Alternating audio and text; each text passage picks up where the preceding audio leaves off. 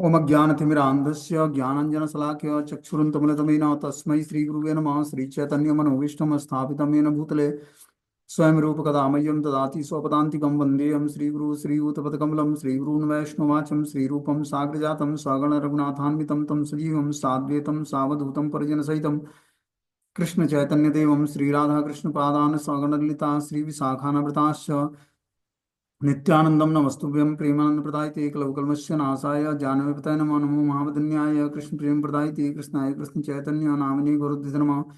अनर्पित चरिचिरात करुणावतीर्णव कलव समर्पित उज्ज्वल रस स्वभक्ति श्रियम हरिपुरोट सुंदर बुद्कतम संदीपितम सदा हृदय कंदरे स्मृत्वा सचिनंदनम संसार दुख जलधोपति तस्य कामा क्रोधादीन क्रम करे कवलीकृतस्य दुर्वासनानि घटितस्य निराश्रयस्य चैतन्य चंद्रमं देहि पदावलंबम् चैतन्य चंद्रमं हृदय कुमुदं विकास्य मृदं विदेहि निज चिंतन भृंगरंगे किंचापराधतिमिरनिविड्डुविधूयं पादामृतं सदा पायत् दुर्गतं माम् आजानुलंबित भुजो कनकावदातो संकीर्तने कपितरो कमलायताक्षो विश्वम्बरो द्विवरो धर्मपालो वंदे जगत्प्रियकरो करुणावतारो नमस्ते काल सत्याय जगन्नाथाय सुताय च सभृत्याय सपुत्राय सकलत्राय ते नमः। अतीर्णो साकरुण्यो परिचिन्नो सदीश्वर श्रीकृष्ण चैतन्य नित्यानंदो द्वय भ्रातरं भजे स जयतु विशुद्ध विक्रमम् कनकाभ्यं कमलायतीक्ष्णं वर्जाननं विलम्बितं खड्भुज बहुधा भक्तिरसाभिनर्तकम् जयति जयतु देव कृष्ण चैतन्य चंद्रो जयति जयतु कीर्तितस्य नित्या पवित्रं जयति जयतु वृतस्य विश्वेश्वमूर्ति जयति जयतु नृत्यत्व स्वरूप प्रियाणां पंचतत्वात्मकं कृष्णं भक्तरूप स्वरूपकं भक्तावतारं भक्ताख्यं नमामि भक्तिशक्तिकं। जय श्री कृष्ण चैतन्य प्रभु नित्यानंद श्री अद्वैत गदाधर श्रीवासादि श्री गौर भक्तवृंद। हरे कृष्णा कृष्ण कृष्ण हरे हरे, हरे राम राम राम हरे हरे। तो इसमें हम लोग श्रीमद् चैतन्य भागवत का आदि खंड षोडश अध्याय मतलब 16वां अध्याय पढ़ रहे हैं। इसमें हमने कल बताया था कि श्री कृष्ण नाम उच्चारण करने की तीन स्थिति है। एक तो होता है कि व्यक्ति कृष्ण नाम का जप करने वाला स्वयं ही उद्धार पाता है, किंतु उच्च संकीर्तन से परोपकार भी करता है। जब वो उच्च संकीर्तन करता है मतलब जाप जब बोल के करता है, हमने जाप की तीन कैटेगरी बताई, वाचिक जप और उपांशु और मानसिक जप करने के तीन मेथड हैं। वाचिक मतलब बोल के जिसका उच्चारण करने से आसपास के लोग भी सुने और हमारा भी हम भी श्रवण कर सकें नाम का, उसको वाचिक जप बोलते हैं। दूसरा है उपांशु जप, उपांशु जप मतलब अपने ही बोल रहे हैं और अपने ही सुन रहे हैं। और तीसरा है मानसिक जप, मानसिक जप जो है मन में होता है। बोल रहे हैं कृष्ण नाम जप करने से जप करने वाला स्वयं ही उद्धार पाता है, किंतु उच्च संकीर्तन से परोपकार भी करता है। जब उच्च संकीर्तन होता है तो सारे श्रोताओं को मंगल प्रदान करता है। एकमात्र कृष्ण कीर्तनकारी गुरुदेव ही जीवों पर दया और उनका उपकार करने में समर्थ है, दूसरा कोई नहीं। जो गुरुदेव उच्च स्वर से संकीर्तन करने का करते हैं और खुद भी करते हैं और दूसरे को भी आदेश देते हैं। अतएव उच्च करी कीर्तन करीला सतगुण फल है सर्वशास्त्र बोले। अतएव उच्च स्वर से कीर्तन करना 100 गुना फल होता है, यह सभी शास्त्र बताते हैं। जब तो हरिनामादि स्थाने सद्गुणाधिकम आत्माच्यम पुनः अच्युते जपनम श्रोतिन्य पुनोति च। जो मन मन में हरिनाम जप करते हैं उनमें से वे व्यक्ति 100 गुना श्रेष्ठ है जो उच्च स्वर से संकीर्तन करते हैं। एवं उपयुक्त यह उपयुक्त है क्योंकि जप करता केवल अपने को ही पवित्र करते हैं, जबकि उच्च स्वर से हरि कीर्तन कारी व्यक्ति अपने साथ साथ श्रोताओं को तथा सभी व्यक्तियों को पवित्र करता है। जो व्यक्ति उच्च स्वर से संकीर्तन करता है वो अपने साथ साथ सभी लोगों को पवित्र कर देता है। बोलते हैं जब करता हेते उच्च संकीर्तनकारी सतगुण अधिक के पुराणित धरी। अतः जब करता से उच्च संकीर्तनकारी 100 गुना श्रेष्ठ है, इस बात को पुराण भी वर्णन करते हैं कि जो जप करता है और एक उच्च नाम से उच्च हरिनाम संकीर्तन करता है वो 100 गुना ज्यादा श्रेष्ठ है। इसको पुराण भी वर्णन करते हैं। सुना विप्र मने दिया इहारा कारण जपी आप नारे सबे करे पोषण। हे विप्र, मन लगाकर इसका कारण सुनिए। जप करके लोग केवल अपना पोषण करते हैं, जप करने से जपकर्ता का पोषण होता है। लेकिन उच्च करी करी लेना गोविंद संकीर्तन जंतु मात्र सुनी या पाइब विमोचना। किंतु श्री गोविंद का उच्च संकीर्तन करने से उसे सुनकर जीव मात्र भी मुक्ति पा लेता है। कि जो व्यक्ति उच्च हरिनाम संकीर्तन करता है उसको सुनने मात्र से दूसरा जीव भी मुक्ति प्राप्त कर लेता है। जीवा पायो नर बिना सर्व प्राणी ना पारे बलिते कृष्ण नाम है ना ध्वनि। सब प्राणियों की जीवा होने पर भी मनुष्य के अतिरिक्त अन्य जीव श्री कृष्ण नाम उच्चारण नहीं कर सकते हैं। कि सबके पास जीवा है, सारी जीवात्माओं के पास, लेकिन सभी जीवात्मा जो है श्री कृष्ण नाम का उच्चारण नहीं कर सकते। बस ये सुविधा भगवान ने मनुष्यों को दिया है। मनुष्य के अतिरिक्त भी अन्य सभी प्राणियों की जीवा तो है, यह भी सत्य है।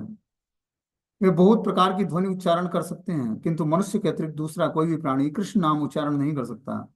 इस बात पर कोई कह सकता है कि कुछ कुछ पक्षी तो कृष्ण नाम उच्चारण की भांति शब्द का अनुकरण करते हैं, इससे उनको भी उत्तम गति अर्थात मुक्ति प्राप्त हो सकती है। इसके उत्तर में कहा गया है कि अनुकरणम या अनुसरणम संपूर्णतः पृथक पृथक कार्य है। अनुकरणकारी जीव कृष्ण नाम की भांति जड़ाकाश के इंद्रिय भोग शब्द समूह का उच्चारण करने पर भी उसकी सेवन मुखी जीवा से चिदिग्राह चिदाकाश विराजित कृष्ण नाम उच्चारित नहीं होता है। कृष्णेत्तर विषय भोग के उद्देश्य से सकाम भाव से उच्चारित जो नाम प्रतिम शब्द वह वैकुंठ नाम नहीं है। वह तुच्छ फल प्रदान करने में समर्थ होने के कारण नाम अपराध कहलाता है, परंतु उससे शुद्ध नाम फल कृष्ण प्रेम का उदय नहीं होता है। हम देखते हैं मनुष्य के अलावा भी कुछ लोग जो है कृष्ण नाम का उच्चारण करते हैं, कुछ जीवात्मा कुछ अलग अलग जोनियों में। जैसे तोता है, उसको भी सिखा दो तो वो भी राम या कृष्ण का उच्चारण करेगा, लेकिन बोलते हैं कि वो वैकुंठ नाम नहीं है। वह तुच्छ फल प्रदान करने में समर्थ होने के कारण नाम अपराध कहलाता है। क्योंकि जो भजन भाव के अंतर्गत होता है वही भजन भगवान को ऑफरिंग होता है, जो हृदय से होता है। जो तोता तो वो उसको सिखाया जाता है, वो रटने लगता है, उसको क्या पता है कि कौन सा नाम। वैसे तो नाम मंगलकारी है, लेकिन वो अपराध पूर्वक नाम कहलाएगा, परंतु उससे शुद्ध नाम फल कृष्ण प्रेम उदय नहीं होगा उसके हृदय में। व्यर्थ जन्मा इहार निस्तरे यहाँ हेते बल देखी कौन दोष से कर्म करीते। जिस कार्य से व्यर्थ जन्म वाले जीवों का भी सहज निस्तार हो जाता है, तो बतलाइए उस कार्य को करने में क्या दोष है। बोलते हैं वैकुंठ नाम ग्रहण न कर सकने पर भी प्राणी मात्र भगवत भक्त के निकट से कानों द्वारा वैकुंठ नाम श्रवण करते हैं। वैकुंठ नाम श्रवण में जितनी योग्यता नहीं है, उनका जीवन वस्तुतः ही वृथा है। जिस वैकुंठ नाम कीर्तन के श्रवण का अधिकार पाकर उसके श्रवण प्रभाव से कोई भी प्राणी जीवन मुक्त हो सकता है, वह उच्च हरिनाम कीर्तन कभी भी दोष अथवा तर्क द्वारा समालोचन का विषय नहीं हो सकता है। तो ये जो वैकुंठ नाम है भगवान कृष्ण का, हरिनाम संकीर्तन, ये वैकुंठ नाम है, भगवान वैकुंठपति का नाम है। बोलते हैं प्राणी मात्र भगवत भक्त के निकट कानों से वैकुंठ नाम का श्रवण करता है। और बता रहे हैं कि वैकुंठ नाम श्रवण से जिसकी योग्यता नहीं है उसका जीवन भी वस्तुतः वृथा है। कि जिसके अंदर ये भी योग्यता नहीं है कि वो वैकुंठ नाम का श्रवण कर पाए, मतलब महामंत्र का श्रवण कर पाए, उसका जीवन तो वृथा जा रहा है। जिस वैकुंठ नाम का कीर्तन के श्रवण का अधिकार पाकर उसके श्रवण प्रभाव से कोई भी प्राणी जीवन मुक्त हो सकता है, वह उच्च नाम हरिनाम संकीर्तन सभी के लिए दोष और तर्क द्वारा समालोचन का विषय नहीं हो सकता है। कि जो है संकीर्तन जो है ये किसी के तर्क और समालोचन का विषय नहीं है। ये क्या है, करने पर हर व्यक्ति को ये फायदा देने वाला है। कि यह अपनारे मात्र करे अपोषण, के वा पोषण करे सहस्त्री का जन। कोई व्यक्ति केवल अपना पोषण करता है और कोई सहस्त्रों व्यक्तियों का पोषण करता है। जो व्यक्ति उच्च नाम संकीर्तन करता है वह सहस्त्रों व्यक्तियों का आध्यात्मिक पोषण करता है, और जो जप करता है वह अपना पोषण करता है। दुईते के बड़ा भावी बुझई अपने यही अभिप्राय गुण उच्च संकीर्तना। अब आप अपने मन में विचार करके देखिए कि दोनों में कौन बड़ा है। बस इसी अभिप्राय से उच्च संकीर्तन 100 गुना श्रेष्ठ है। कि कोई व्यक्ति उच्च नाम संकीर्तन करता है तो वो नाम जप से 100 गुना श्रेष्ठ है। एक व्यक्ति स्वार्थ परायण होकर केवल अपना पोषण करता है, और दूसरा व्यक्ति अपना पोषण करने के साथ साथ अपने अतिरिक्त अन्य सहस्त्रों व्यक्तियों का भी पोषण करता है। इन दोनों व्यक्तियों में से किसी की श्रेष्ठता स्वीकार करनी चाहिए। ऐसा विचार करने पर समझा जा सकता है कि उच्च नाम कीर्तनकारी केवल स्वार्थी नहीं है, अपितु वह स्वार्थ रहित और परार्थ परायण है। इसलिए केवल नाम जपकारी की अपेक्षा उच्च नाम कीर्तनकारी श्रेष्ठ है। अतएव केवल नाम जप की अपेक्षा उच्च नाम संकीर्तन सहस्त्र गुना श्रेष्ठ है। कि जो कोई व्यक्ति उच्च नाम संकीर्तन करता है तो वो नाम जप से 100 गुना श्रेष्ठ है। से विप्र सुनी हरिदासेर कथन, बलि ते लागिला क्रोध महादुर्वचन। हरिदास के वचनों को सुनकर वह विप्र क्रोधित होकर महादुर्वचन बोलने लगा। जो विप्र आया हुआ था हरिदास ठाकुर से मिलने, इनके वचनों को सुनकर वो क्रोधित हो जाता है और दुर्वचन बोलने लगता है। दर्शन करता इवे हैला हरिदास, काले काले वेद पथ हय देखिनास, युग से शूद्र वेद करिवे व्याख्याना, एक हनई तहाँ देखी से केना। अब यह हरिदास भी दर्शन शास्त्र का कर्ता हो गया है। दिखाई देता है कि इसी प्रकार धीरे धीरे वेद पथ का नाश होगा। सुना जाता है कि कलयुग के अंत में शूद्र वेदों की व्याख्या करने लगेंगे, किंतु ही अंत में ही क्या, हम तो अभी भी देख रहे हैं। इस तरह से वो जो विप्र आया हुआ था ब्राह्मण, वो हरिदास ठाकुर की आलोचना करता है कि दर्शन शास्त्र का कर्ता हरिदास बन गया है। इसी प्रकार धीरे धीरे वेद पद का नाश होगा। सुना जाता है कि कलयुग के अंत में शूद्र वेदों की व्याख्या करेंगे। तो अंत में क्या, मैं तो अभी देख रहा हूं। ये हरिदास ठाकुर पर उसने आरोप लगाया कि वेद का पाठ तो बस हम जैसे विप्रों के लिए है। हरिदास ठाकुर कैसे दर्शन शास्त्रों का व्याख्या कर सकते हैं। क्रोध से भरा हुआ पाखंडी विप्राधम यह कहकर दुर्वाक्यों का प्रयोग करने लगा कि भारत में 6 प्रधान दर्शनों की बात प्रसिद्ध है। ये सभी दर्शन प्राय वेदानुगत हैं। अभी हरिदास के मुक्त पुरुष सक्रांत विचारों के रूप में खड़ दर्शनों के स्थान पर सप्तम दर्शन ने ख्याति प्राप्त की है। तो इस तरह से वो जो पाखंडी विप्र था, वो दुर्वाक्यों का प्रयोग करता है हरिदास ठाकुर पर, मतलब गलत वाक्यों का प्रयोग करता है और बताता है कि भारत में 6 प्रधान दर्शनों की बात प्रसिद्ध है, कि 6 दर्शन है, इसकी बात प्रसिद्ध है। अब ये 7वां दर्शन जो है हरिदास प्रस्तुत कर रहा है। युग शेष में कलयुग के शेष भाग में, इस महायुग में सत्य त्रेता द्वापर आदि कलयुग के 4 युग क्रमांतर में चतुर्गुणित त्रिगुणित और एक गुण वर्ष संख्या में परिमित होते हैं। कलयुग की संख्या 4,32,100 वर्ष है। 71 महायुग का एक मनवंतर होता है। 14 मनवंतर और 15 सतयुग परिमित संधियुक्त सहस्त्र महायुग का एक कल्प होता है। ब्रह्मा का एक दिन होता है। श्वेत वराह कल्प के सप्तम वैवस्वत मनवंतर के 28वें चतुर्युग के अंतर्गत कलयुग की प्रवृत्ति हुई है। कलयुग की केवल आदि संधि बीतने के बाद अभी कुछ ही वर्ष व्यतीत हुए हैं। कलयुग के शेष भाग में वर्णाश्रम धर्म का संपूर्ण रूप से व्यभिचार हो जाएगा। केवल कली प्रवेश के अधिक समय न बीतने पर भी अभी से कलयुग का भविष्योत्तर कालीन व्यवहार लक्षित हो रहा है। इस तरह से उद्दीज बोलने लगा कि जो है कलयुग के शेष भाग में एक महायुग, सत त्रेता द्वापर और कलयुग, ये 4 युग कहलाते हैं। चतुर्गुणित त्रिगुणित और एक गुणित वर्ष संख्या से परिमित होते पर कलयुग की संख्या 4,32,000 है। 4,32,000 साल तक कलयुग चलेगा। 71 महायुग का एक मनवंतर, 14 मनवंतरों और 15 सतयुग परिमित संधि युक्त सहस्त्र महायुग एक कल्प कहलाता है और ब्रह्मादि का एक दिन होता है।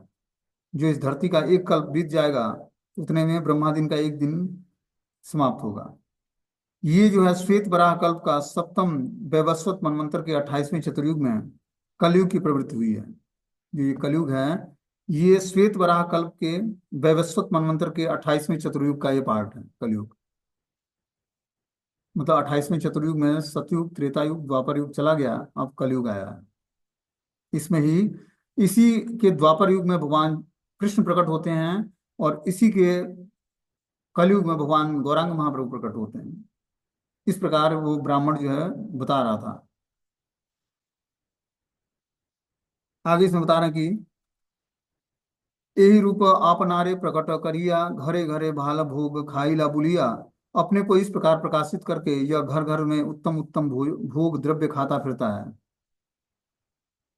क्या हरिदास ठाकुर की आलोचना करता है कि अपने को इस प्रकार प्रकाशित करके यह घर घर में जाकर उत्तम भोग द्रव्य खाता फिरता है।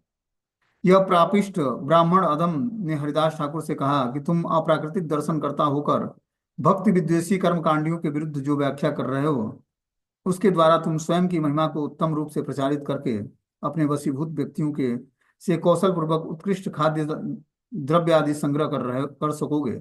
इस कारण से तुम उनका गुणगान कर रहे हो।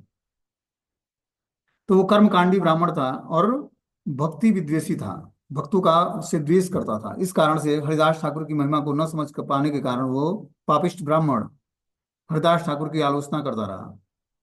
उसके द्वारा बता रहे हैं कि तुम भक्ति विद्वेषी कर्म कांडियों के विरुद्ध जो व्याख्या कर रहे हो, उसका मात्र एक उद्देश्य क्या है कि तुम स्वयं की महिमा को बढ़ाना चाहते हो, और इस कारण से सबको वशीभूत करके और कौशलतापूर्वक उत्कृष्ट होकर खाद्य द्रव्य आदि का उनसे संग्रह करोगे। ये व्याख्या करीला तू ही ये यदि ना लागे, तबे तोर नाक काटी तोर आगे। तुमने जो व्याख्या की है, यदि वह ठीक न हुआ तो फिर मैं वास्तव में ही तुम्हारा नाक कान काट लूंगा। इस तरह से वो विप्र ने हरिदास ठाकुर को बोला कि जो तुमने व्याख्या किया है इस समय, और जो ये वास्तव में ठीक नहीं है, तो मैं तुम्हारे नाक और कान काट दूंगा। हरिदास ठाकुर की श्री नाम के संबंध में अति उत्तम शास्त्र व्याख्या का श्रवण करके उस पाखंडी विप्राधम की पार्श्विक प्रवृत्ति प्रबल हो उठी। उसने विषम क्रोधवश यह कहकर शपथ और श्राप प्रदान किया कि हरिदास द्वारा कथित नाम की इस प्रकार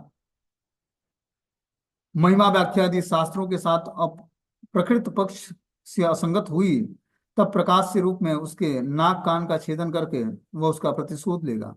उसने बोला विप्र ने कि जो हरिदास ठाकुर ने नाम की महिमा बताई है कि कर्म कांड से सर्वोत्कृष्ट है नाम जप, नाम संकीर्तन, और नाम संकीर्तन में भी जो उच्च नाम हरिनाम संकीर्तन है वो जपा से 100 गुना ज्यादा श्रेष्ठ है। बोल रहा है यदि ये शास्त्रों से मेल नहीं खाता है, तो मैं प्रकाश के रूप में हरिदास ठाकुर के नाक कान को छेद करके वो उसका प्रतिशोध लेगा। सुनी विप्र अधमय वचन हरिदास हरि बलि ईसत इहल कुछु हास। उस अधम ब्राह्मण के वचन सुनकर हरिदास हरि कहते हुए कुछ हंस हंस दिए। प्रत्युत्तर आर किछु तारा नाही करिया, चली लेना उच्च करी कीर्तन गाइया। और उसको कुछ भी प्रत्युत्तर न देकर वे उच्च स्वर से कीर्तन करते हुए चल पड़े। तब हरिदास ठाकुर ने उस पाखंडी द्विजाधम की इस प्रकार निरय प्रापक्य कटु वाक्य को सुनकर उसकी किसी भी बात का प्रत्युत्तर न देकर स्वयं उच्च स्वर से कीर्तन करते हुए नाम के अर्थवाद से कलुषित उस स्थान का तत्क्षण परित्याग कर दिया। हरिदास ठाकुर ने उससे कोई तर्क वितर्क नहीं किया, उसके कटु वाक्यों को सुनकर उसकी किसी भी बात की प्रत्युत्तर न देकर उच्च स्वर से कीर्तन करते हुए नाम के अर्थवाद से कलुषित उस स्थान को तत्क्षण परित्याग कर दिया। उसने क्या किया था? नाम पर अर्थवाद का आरोप लगाया था। हरि नाम पर अर्थवाद का आरोप लगाना अपराध है। तो उस अपराध के कारण हरिदास ठाकुर ने उस कलुषित स्थान को तुरंत छोड़ दिया। एवा पापी सभासद सेह पापमति, उचित उत्तर किछु ना करीला उथि। जितने पापी ब्राह्मण सभासद थे उन्होंने भी पाप बुद्धिवश इस पर कुछ उचित उत्तर नहीं दिया। जो पापिष्ट दुष्चरित्र व्यक्तियों का समर्थन करने वाले और उसे प्राश्रय देने वाले सामाजिक रूप से विख्यात व्यक्ति होते हैं, वे भी पाप चित्त ही हैं। ठाकुर हरिदास की संपूर्ण शास्त्र संगत बातों का समर्थन करना तो दूर, उक्त सभा में महापापिष्ट सभ्य लोग ने ठाकुर के शास्त्र युक्त संगत वाक्यों का समर्थन या उस विप्राधम की कटु व्यक्ति की प्रतिवाद स्वरूप एक शब्द भी नहीं कहा। ब्राह्मण वंश में जन्म ग्रहण करके भी यदि कोई व्यक्ति प्राकृतिक ब्राह्मण आचरण हरि भजन पालन से विमुख होता है तो उसको राक्षस कहते हैं। कि कोई व्यक्ति सामाजिक रूप से विख्यात व्यक्ति क्यों ना हो, लेकिन वो जो पाप चित्त है, दुष्चरित्र है, तो वो व्यक्ति ब्राह्मण नहीं कहलाता है। ठाकुर हरदास की संपूर्ण शास्त्र संगत बातों का समर्थन करना तो दूर, उक्त सभा में ये महापापिष्ट सभ्य लोगों ने ठाकुर के शास्त्र युक्त संगत वाक्यों का समर्थन और उस विप्राधम की कटुयुक्त प्रतिवाद स्वरूप एक भी शब्द नहीं कहा। इस प्रकार ब्राह्मण जब हरिदास ठाकुर को उल्टी सीधी बातें बोल रहा था तो किसी ने उसका प्रतिकार नहीं किया। वहां पर जो सारे लोग उपस्थित थे, ये सकल राक्षस ब्राह्मण नाम मात्र, ये सब लोक यम यातनार पात्र। ये सब राक्षस नाम मात्र के ब्राह्मण होते हैं, वस्तुतः ये सभी मनुष्य यमराज की यातना के पात्र हैं। तो वहां पर जो भी ब्राह्मण थे वो हरिदास ठाकुर को जब वो विप्र जो है क्या कर रहा था, उनकी उपेक्षा कर रहा था, बातों से मर्माहत कर रहा था, तो किसी ने उसका प्रतिकार नहीं किया। बता रहे हैं ये सब राक्षस नाम मात्र के ब्राह्मण हैं, वस्तुतः ये सभी मनुष्य यमराज की यातना के पात्र हैं। कलयुग राक्षस सकल विप्र घरे, जन्मी के सुजनरेर हिंसा करिवारे। कलयुग में राक्षस लोग सज्जनों की हिंसा करने के लिए विप्र गृह में प्रवेश जन्म लेंगे। कि कलयुग में जो ब्राह्मण होंगे वो राक्षस सज्जनों की हिंसा करने के लिए, राक्षस लोग सज्जनों की हिंसा करने के लिए विप्र के रूप में गृह में, विप्र के घर में जन्म लेंगे। कि ब्राह्मणों के घर में है, वो सारे राक्षस आएंगे क्या करने, सज्जनों की हिंसा करने के लिए। विष्णु वैष्णव के हिंसक राक्षस स्वभाव वाले लोग ब्राह्मण के कुल में जन्म ग्रहण करके भी वैष्णव की हिंसा करते रहते हैं। यही कलयुग की विशेषता है। ये ब्राह्मण परिवार में जन्म लेकर व्यक्ति विष्णु और वैष्णव की निंदा करता है। ऐसा व्यक्ति कलयुग के प्रभाव के कारण ऐसा करता है। और ब्राह्मण कुल में जन्म लेकर वो राक्षस स्वभाव का होता है। राक्षस कलिमाश्रित्यम जायन्ते ब्रह्म योनिषु उत्पन्नम ब्रह्मणा कुले बांधते श्रोत्रियान कृशान स ए सब विप्रीर स्पर्श कथा नमस्कार धर्म शास्त्रे सर्वथा निषेध करिवार। राक्षस गण कलयुग का आश्रय लेकर ब्राह्मण कुल में उत्पन्न होते हैं और वे अति विरल स्रोत पथज्ञ व्यक्तियों को उत्पीड़ित करते हैं। बता रहे हैं कि जो राक्षस गण हैं वो कलयुग में ब्राह्मण कुल का आश्रय लेते हैं और इस तरह से वो हरि भजन के प्रतिकूल आचरण द्वारा उत्पीड़न करते हैं लोगों को। इन सब विप्रों का स्पर्श, उनसे बातचीत करना, उनको नमस्कार करना धर्म शास्त्रों में सर्वथा निषिद्ध किया गया है। कि जो विप्र ब्राह्मणों या वैष्णव को ग्लोरीफाई नहीं करता है, वैसे विप्र को न तो नमस्कार करना चाहिए, न ही उसका स्पर्श करना चाहिए, न ही उससे संभाषण करना चाहिए। ये धर्म शास्त्रों के द्वारा निषिद्ध बताया गया है। किमत्र बहुनोक्तेन ब्रह्मणा ये हवैष्णवां तेषां संभाषणम स्पर्शम प्रमोदेनापि वर्जयेत। इस विषय में अधिक कुछ कहने की आवश्यकता नहीं है, परंतु जो ब्राह्मण होने पर भी अवैष्णव है, ब्रह्म से भी उसके साथ संभाषण, उनका स्पर्श नहीं करना चाहिए। कि जो व्यक्ति ब्राह्मण परिवार में जन्म तो लिया है लेकिन अवैष्णव है, भक्त नहीं है, उसको ब्रह्म से भी उसके साथ ना तो संभाषण करें ना उसका स्पर्श करें। बोलते हैं सक पावक मिक निचेत लोक विप्र वैष्णवम वैष्णव वर्ण ब्रह्मो अपि पुनाति भुवनत्रयम् ब्रह्मणा इह यदि अवैष्णव हय ताबे तार आलापेह पुण्य याय क्षय। जगत में कुत्ते का भोजन करने वाला चांडाल के समान अवैष्णव विप्र का दर्शन करना कदापि उचित नहीं है। क्या बोलते हैं कि जो कुत्ता भोजी चांडाल है, चांडाल का दर्शन जैसे अवैध अर्थात निषिद्ध होता है, उसी प्रकार अवैष्णव विप्र का दर्शन करना भी कदापि उचित नहीं है। जो विप्र मतलब जो ब्राह्मण वैष्णव नहीं है, उसका दर्शन करना भी उचित नहीं है। जिस तरह चांडाल का दर्शन करना अवैध माना जाता है, निषिद्ध है, उसी प्रकार उस अवैष्णव विप्र का भी दर्शन करना उचित नहीं है। वैष्णव वर्ण निरपेक्ष होने पर भी, अर्थात जिस किसी भी वर्ण में आविर्भूत हो क्यों न हो, त्रिभुवन को पवित्र करने वाला होता है। जो वैष्णव होता है, निम्न कुल में भी जन्म लेकर वो तीनों भुवनों को पवित्र करने वाला बन जाता है भगवान का नाम जप करके। ब्राह्मण होकर भी यदि कोई पुरुष अवैष्णव है तो उसके साथ आलाप करने मात्र से पुण्य क्षीण हो जाता है। और जो कोई वैष्णव नहीं है, भले वो ब्राह्मण परिवार में जन्म लिया हो, उसके साथ अगर जो कोई ब्राह्मण जो है संभाषण कर लेता है तो उसके पुण्य क्षीण हो जाते हैं।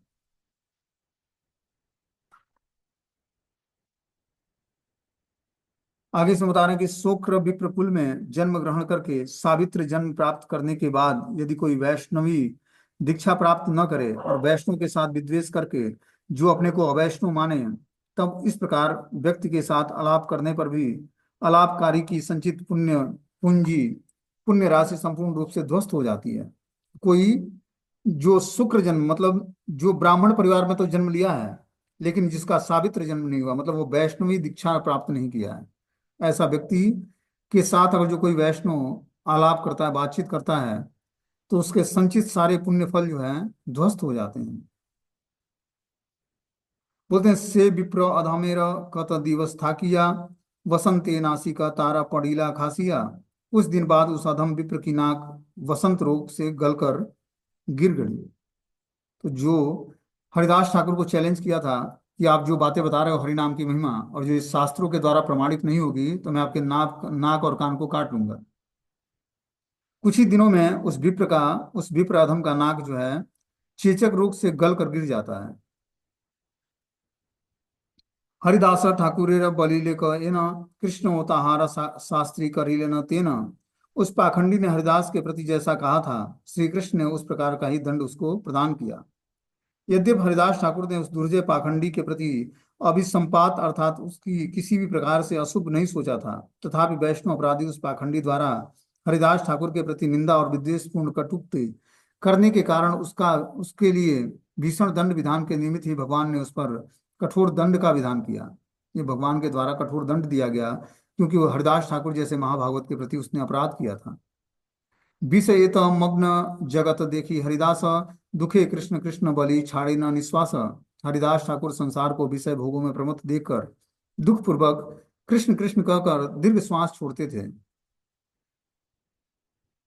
बोलते हैं उस समय आध्यात्मिक ज्ञान में प्रमत्त जगत सर्वदा ही विषय भोग लोलुप्त होकर कृष्ण अनुशीलन से विरक्त था। इस प्रकार दयार्द चित्र वैष्णव ठाकुर हरिदास हृदय में हरिविमुख पतित जीवों के दुर्देव मलिन दुर्दशा दर्शन करके दुख उपस्थित होने के कारण दीर्घ निश्वास का परित्याग करते थे। कि जब वो देखते कि संसार में हर व्यक्ति हरि से विमुख होकर जीवात्मा दुर्दशा को प्राप्त हो रहा है, इस कारण से वो बहुत ही दुखी होते थे और इस कारण से लंबी लंबी सांसें लेते और भगवान से प्रार्थना करते कि हे प्रभु, कैसे इन जीवात्माओं पर कृपा होगी। कत दीना वैष्णव देखीते इच्छा करी, आई लेना हरिदास नवदीप पुरी। कुछ दिन पश्चात हरिदास वैष्णव के दर्शन की इच्छा से नवदीपपुरी में आ जाते हैं। अभी तक फुलिया ग्राम में थे, अब फुलिया ग्राम से ये नवदीप में आ जाते हैं वैष्णव के दर्शन की इच्छा से। गौड़ देश के विद्या केंद्र नवदीप स्थित श्रीमद मायापुर धाम में प्रभु के लीला परिकर शुद्ध वैष्णव के दर्शन करने के लिए हरिदास ठाकुर वहां आ पहुंचे। हरिदास देखिया सकल भक्त गणे, हई लेना अतिशय परम आनंद मन। वहां पर हरिदास के दर्शन करके सब भक्तों का मन परम आनंद में अतिशय निमग्न हो गया। सबने हरिदास का दर्शन किया, सारे भक्तों ने, और परम आनंदित हुए। नवदीप के सात्वत वैष्णव ब्राह्मण श्री हरिदास ठाकुर को देखकर और उनको अत्यंत आत्मीय समझकर निरतिश्य आह्लादित हुए। इससे समझा जाता है कि हरिदास ठाकुर के आगमन से तत्कालिक नवदीप वासी अभक्त संप्रदाय के चित्त में किसी प्रकार का उल्लास नहीं हुआ। इस प्रकार बता रहे हैं कि जो है नवदीप के जो शाश्वत वैष्णव ब्राह्मण थे, हरिदास ठाकुर को देखकर आत्मीय समझकर आह्लादित हो गए। आचार्य गोसाई हरिदासे रपाइया, राखी लेना प्राण हेते अधिक कारिया।